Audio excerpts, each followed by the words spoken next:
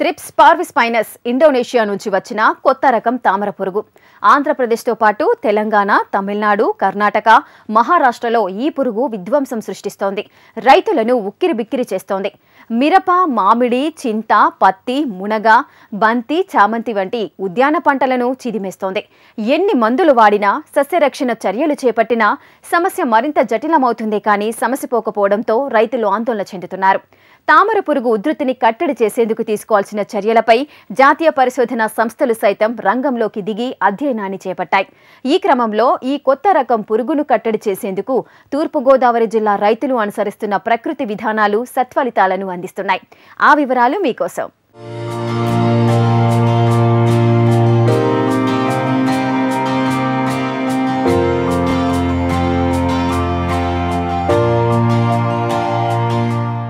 మిరపలో తామర పురుగులు అన్ని దశల్లోనూ ఆశిస్తుంటాయి.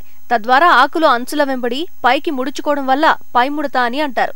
కానీ ఈ కొత్త రకం తామర పురుగులు వాటికి భిన్నంగా ముదురు నలుపు రంగులో ఉండి ఎలాంటి పురుగు మందులకు లొంగకుండా విపరీతంగా పూతను ఆశించి నష్టపరుస్తుండటంతో రైతులు ఒత్తిడికి గురవుతున్నారు. ఈ క్రమంలో ఈ కొత్త పురుగును తరిమికొట్టేందుకు తూర్పుగోదావరి జిల్లా గొల్లప్రోలు మండలం దుర్గాడి గ్రామం రైతులు ప్రకృతి విధానాలను అనుసరిస్తూ సత్ఫలితాలను సాధిస్తున్నారు. కుళ్ళిన ఉల్లి కషాయంతో కొత్త పురుగు పనిపడుతున్నారు. ఈ ప్రకృతి వ్యవసాయంలో మా దుర్గాడ గ్రామంలో మిర్చి తోట మొదటి నుంచి తయారు చేసిన వాళ్ళకి ఈ మైట్స్ అవి ఎటువంటి డ్యామేజ్ లేకుండా ఉన్నది సార్. దానికి ఫస్ట్నే బీజామృతంతో విత్తన శుద్ధి చేయడం జరిగిందండి. విత్తనాలకి నారు నాటిన తర్వాత ఒక వారం రోజుల్లో నీమాస్త్రం పిచికారీ చేయడం జరిగిందండి. తర్వాత వారం, రెండో వారం 15 రోజుల తర్వాత జీవామృతం 200 లీటర్ల నీరు ఒక ఎకరం నీరుకి పారించడం జరిగిందండి. మూడో దఫాగా 21వ రోజుని దశపర్ణి కషాయం ఎకరానికి ఒక 6 లీటర్లు పిచికారీ చేయించడం జరిగిందండి.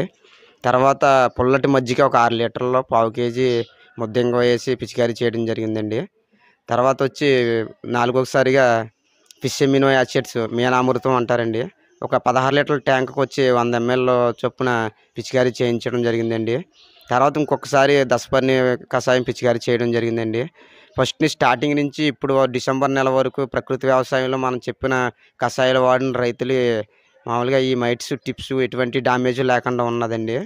ఇప్పుడు కొత్తగా కెమికల్ వాడిన పొలాల్లో ఈ టిప్స్ విపరీతంగా పంట డ్యామేజ్ జరగడం, అవి ఉధృతి కంట్రోల్ అవ్వకపోవడం జరిగిందండి. దానికి వచ్చి మా జిల్లా సిబ్బంది కొత్తగా ఒక కషాయం తయారు చేయమని చెప్పడం జరిగిందండి. ఆ కషాయం కావాల్సిన సామాన్లు ఒక 40 కేజీలు కషాయానికి ఉల్లిపాయలు, వేపాకు, సీతాబలాకు, ఆవు మూత్రము, నీరు కావాలండి. అది మనం 3 పొంగులు వచ్చేలా పొంగించి 24 గంటలు చల్లారిన తర్వాత ఒక 16 లీటర్ల ట్యాంక్ వచ్చి 1/2 లీటర్ వేసి పిచికారీ చేయించడం జరుగుతుందండి. ఇలాగ 2 సార్లు పిచికారీ చేయించిన తర్వాత మూడోసారి పుల్లటి మజ్జిగ, నాలుగోసారి చేప ద్రావణము పిచికారీ చేయించడం జరుగుతుందండి. ఈ 4 సార్లు పిచికారీ చేయడం వల్ల ఈ మైట్ ట్రిప్స్ అన్నది ఉధృతి తగ్గుతుందండి. కుళ్ళిన ఉల్లితో తామర పురుగును నివారిస్తున్నారు. 70 కేజీల ఉల్లి, 20 కేజీల వేపాకు, 20 కేజీల సీతాఫలమాకు, 70 లీటర్ల దేశవాళీ ఆవుమూత్రం, 5 కేజీల ఉమ్మెత్తాకు, 4 లీటర్ల నీరు కలిపి 4 గంటలు ఉడకబెట్టి కషాయాన్ని తయారు చేస్తున్నారు. దీని నుంచి సుమారు 100 నుంచి 110 లీటర్ల కషాయం తయారవుతుంది. ఎకరానికి 6 లీటర్ల కషాయాన్ని 100 లీటర్ల నీటితో కలిపి మిరప పంటపై పిచికారీ చేయడం వల్ల కొత్త పురుగుతో పాటు ఇతర పురుగులు సైతం చనిపోతున్నాయని రైతులు చెబుతున్నారు. వారానికి ఒకసారి చొప్పున 3 వారాల పాటు పంటకు కషాయాన్ని పిచికారీ చేస్తున్నారు. ఇలా చేయడం వల్ల కొత్త తామర పురుగును నివారించడంతో పాటు దెబ్బతిన్న పంట కూడా ఊపిరిపోసుకుంటుందని రైతులు తెలిపారు. నల్ల తామర పురుగు ఈ పంట మిర్చిని బాగా డ్యామేజ్ చేసింది. ఈ నల్ల తామర పురుగుకి ఎటువంటి చాలామంది కెమికల్స్ వాళ్ళ మన మందులు కూడా మన ప్రకృతి వ్యవసాయం ద్వారా చేసిన మందులు కూడా వాడాం. అయితే దానికి ప్రధానంగా మా డిపిఎం గారు ఎలియాజర్ గారు వేప ఉల్లి కషాయంతో ఈ పురుగుని కట్టడి చేయొచ్చు అనే ఉద్దేశంతో మాతో ప్రయోగాత్మకంగా ఈ వేప ఉల్లి, ఆవు మూత్రం, సీతాఫల ఆకులు, ఆవు పేడతో ఈ కషాయం తయారు చేయడం జరిగింది.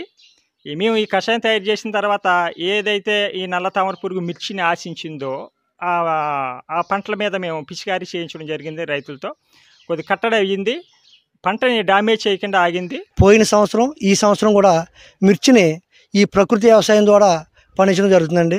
ఈ సంవత్సరం కొత్త రకం పురుగు పేను, నల్లపేను, తెల్లపేను ఇవి ఎక్కువగా ఆశించడం జరిగిందండి పంటని.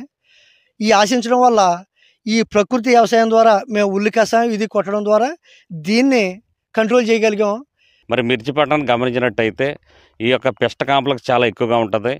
ఉదాహరణకి అంటే కాయ తొలిసే పురుగు కాడి నుంచి, అదేవిధంగా రసం పీల్చే పురుగులు, పై ముడత కింద ముడత వస్తూ ఉంటుంది. అదేవిధంగా రూట్ రాట్ వస్తూ ఉంటుంది. యాంత్రక్నోజ్ అని ఆకుమచ్చ తెగులు వస్తూ ఉంటుంది. మరి ఇటువంటి పెస్ట్ కాంప్లెక్స్ అదేవిధంగా డిసీజ్ కాంప్లెక్స్ ఇన్ఫెస్టేషన్ అయ్యే ఈ యొక్క మిర్చి పంటను మరి రక్షించుకోవడానికి ఈ ప్రకృతి వ్యవసాయ విభాగం మా యొక్క ఇన్పుట్స్ ప్రొడక్షన్ సెంటర్ ద్వారా మరి ప్రత్యేకమైన కషాయాలు అందించడం జరిగింది. అదే ప్రకృతి వ్యవసాయ విభాగంలో అన్ని పద్ధతులు పాటించిన అన్ని ప్రోటోకాల్స్ పాటించి వ్యవసాయం చేపట్టిన మిర్చి రైతుకి ఏ విధమైన పురుగు ఆశించినా అది మరి డ్యామేజ్ చేయనంత వరకు ఉంది. త్రిప్స్ వచ్చేసి మాకు వ్యాధి సోకడంతో మేము ఇక్కడ ఉల్లి వేప కషాయం తయారు చేయించి ఇంచుమించు 350 ఎకరాలు 225 మంది రైతులతో ఇక్కడ మేము కల్టివేట్ చేయడం జరిగింది. పిచికారీ చేయించి ఆ వ్యాధిని నియంత్రణలోకి తీసుకురావడం జరిగింది.